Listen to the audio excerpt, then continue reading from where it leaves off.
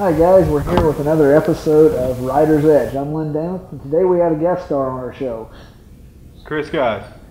Chris Guys is one of our master techs here at the shop. If something we're putting together, Lamont and I cook up these crazy schemes, we throw it out there. Chris is the guy that pulls it together for us. So, Chris has been with us now for a couple of years, almost since we opened. It's been lots of years, ups and downs. Yeah, plenty going on. Yeah, we started down this little bitty shop. Chris was working elbow to elbow, and now he's got this huge shop. We got a nice bay going now. Night and day difference from where we were. Big gains. This will be your second Spyder Fest or your third? Second. This will be the second Spyder Fest. It's quite a deal, ain't it? Yeah. Plenty going on, plenty of people, plenty of accessories to install. Oh my gosh, the accessories. No, I agree. It's you can't. How do you describe Spyder Fest? I mean, we tried to warn you about it. I think you had a little bit of a clue going into it, but was it what you expected? Pretty hectic, really. Why is that, Chris? There's like 5 people here. You got people lined up, 10 bays, you know, 10 a line of 10 wanting to come in and get service and everything else. Yeah. What was one of your #1 issues you saw last year with like a problem? Whether it be customer created, somebody else installed something wrong, was there a major breakdown? A lot. I seen a lot of lights wired wrong, and other than that, a lot of people have a lot of issues with the belt tension. A lot of belt tension worries.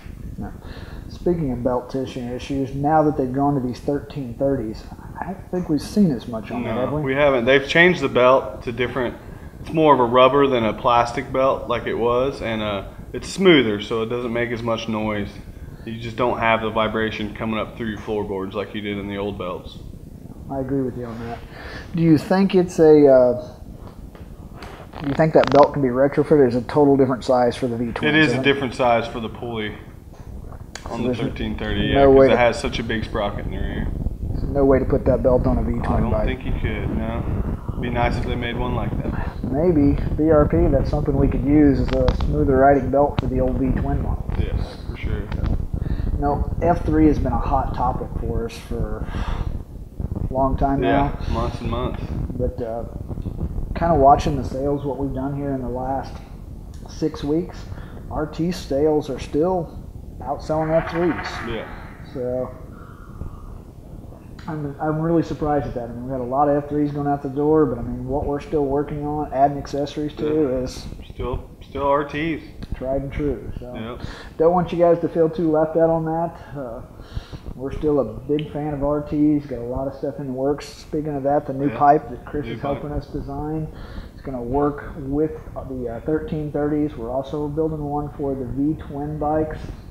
It's going to be similar to what we're using on the F3s, but it'll be made specifically for the 1330 and the V-twin RTs, as well as some of the STs and some of the newer RSs as well. It's going to be a good deal. There's still plenty of products coming out for the RTs. And I don't think we're going to see them die off anytime soon. No, I don't either.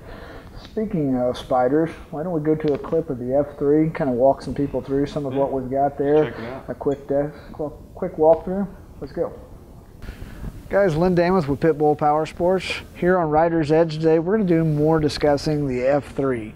Spyder F3 has kind of taken the Spyder world by craze. It was totally off the shelf. Nobody was expecting this, and bam, we've got it. One of the things you're going to be hearing a lot about on the Spyder is the U-Fit system. You might ask, what is the U-Fit? You saw little glimpses of stuff and not sure what these orange devices are. Let's show you what they are. Here we got an F3S. This is an automatic and it's equipped with a U-Fit system. And no, it's not a joystick drive. Everybody asks that. What the U-Fit system does is it allows a customer to try the machine on to see if you fit.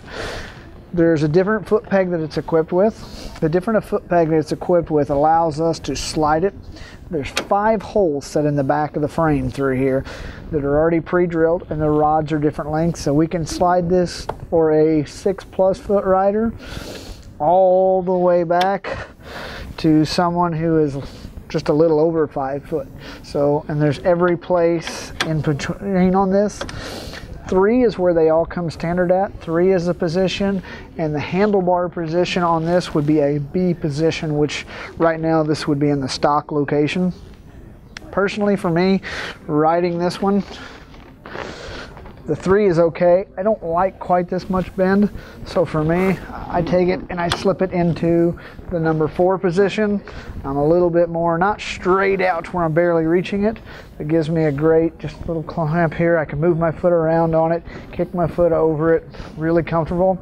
Handlebar position for stock, I could do this, but I'm not a big a fan of this. Some of the people like to come further back into more of a cruising position.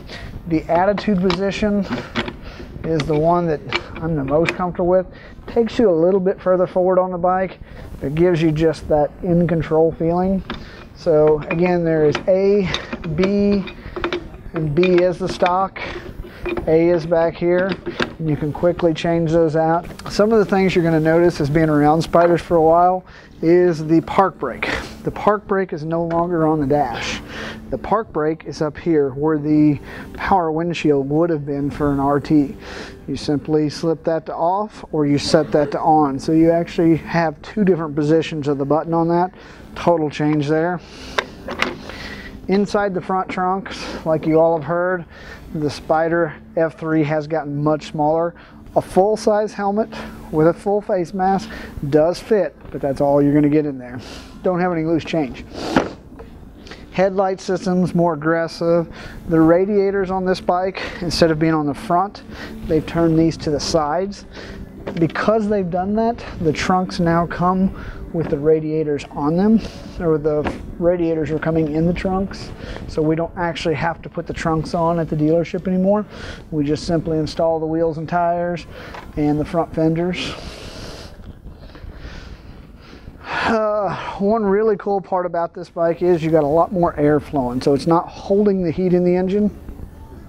The panels are exposed, the engine is exposed, allowing a lot more air to bypass that. Setting still at a parking lot, it's probably going to get a little bit warmer than what a potential covered in plastic bike would be.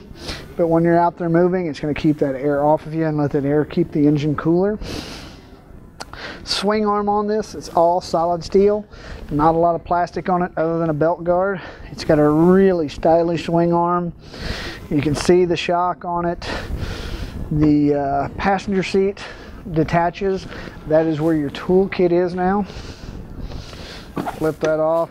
Your toolkit's back here, clamped in the seat. They do tether your seat on, so if you don't get it off, it blows down here and hangs down behind you. It doesn't completely leave.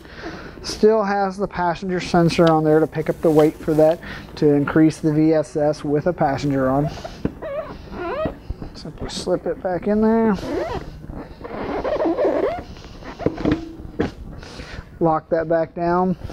Stock seat on this bike is really comfortable. I'm extremely happy with what they've done on the stock seat. Both the S and the regular have this. The difference in the S model is it does have the red stitching on them, so something to kind of jazz it up a little bit.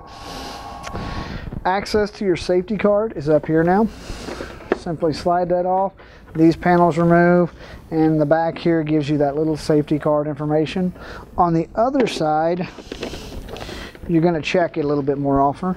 On this other side is your oil. So your dipstick is right here, all your brake fluids right here. So easy on and off, and you check your oil from this passage. Slip it back on and make sure that you lock it so it does not fly off. Something we're really happy about is we now have a gas tank on top instead of underneath the seat. So to open your gas tank, very much more motorcycle-ish. Gas is right there. You don't have to passenger get off. You don't have to raise your seat. Much, much, much better. That pretty well covers the biggest difference on that. These 1330 F3s are just a ball to ride. The torque is there, great horsepower, but so much bottom end, they just fry the tires off. They're hard not to abuse them, but it's a great cruiser in the same sentence. So that's it for the F3 coverage from us.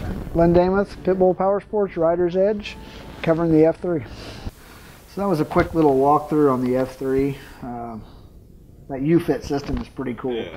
You got to try it yet as far as the position? Well, I have got to try it, and it's nice to be able to set it up wherever you want it. And you know, some days you feel like being in a different position, and if you want to be more laid back, you can move it laid back, you know, or Yeah. If you want to have a more aggressive style, you can move everything up. It's pretty cool. For me, I like the number 4 rod setting on the leg position, and I like the attitude. Surprisingly, I like the attitude handlebars. Yeah. No pun intended, but so it's a cool setup. What kind of? I've kind of figured you were more the forward guy. You do a lot of sport bike riding. Chris, if you haven't met him, he's our crazy tech, and I mean that in the most respect. But if you see at our shop a guy go by on one wheel, it's usually Chris. Not on the Spyder though. He's trying. We got one downstairs that we're building that will be able to ride a wheelie eventually. So, anyways, we're going this week to try out the new exhaust. Got our second one done, complete, ready to go into production, but we wanted to test out what it was doing on fuel-air mixture, what it was going to do on horsepower gains, and Lamont and I go over there and we put it on the dyno. And you've been able to dyno Spyders in the past. You just unhook the rear wheel sensor. Well, we did what we knew to do, and it wouldn't dyno. So we're freaking out over there on the dyno. The safety systems have changed a little now, and they work off the front wheel speed sensor. So if it sees those front wheels not moving and the back wheel moving, it's trying to shut you down. Yep. And basically what it did. So Lamont gets on his phone. He calls some of the BRP people, and they're like, well, you can't do it. It's out. It's going to be, you're going to have to create a wiring harness, blah, blah, blah, or like crap. So Lamont heads out. We're at the dyno. I'm kind of wrapping things up with the guys, and we make a phone call to Chris, and lo and behold, Chris has got the idea. Well, got to know the technology. And what was it, a bench? It's called roller bench mode, and we hook our computer up to it that we use for diagnostics, and you can actually turn the speed sensors off. And as long as it doesn't see the front wheels move, you can move the back wheel as fast as you want. Correct. So we were able to put it into that and get some dyno readings, and I was all depressed. I mean, I was like, it's over. We can't make this happen. I was like, we're going to have to do like a full where all 3 wheels can roll, and just frustrated. But Chris pulled it out. Yeah. Chris pulled it out for us, and we got some dyno results. Right now, we're still doing some dyno testing, but we're pulling about 4 to 5 more horse consistently at the rear wheel. The sound of that new pipe is just incredible. It flows more like a motorcycle, so we're going to have that out like this month, as well as working on that new exhaust. Sound alone makes you feel like you gained 10 horsepower. Right? It makes it more fun, doesn't it? So, anyways, guys, we're just happy to have you as part of us, and it's good to have guys that are passionate about the Spyder world in here, and Chris, guys, our master tech is definitely that. He's first class, and we're thankful and lucky to have him. So it's a good place to be. Anyways, we're going to keep making more accessories and keep making more mods and still having fun. And when we get that 3-wheeled Spyder wheelie, this will be the guy. So that's it for now. I'm Len Damouth. Chris Guys out. Thanks, guys. I'm Len Damouth with Rider's Edge. Make sure you join us next week. We're going to have some more in-depth results from the dyno. We're also going to be looking at Lamont Bryden's build of the F3 for Daytona Beach. Make sure to join us next week. Rider's Edge.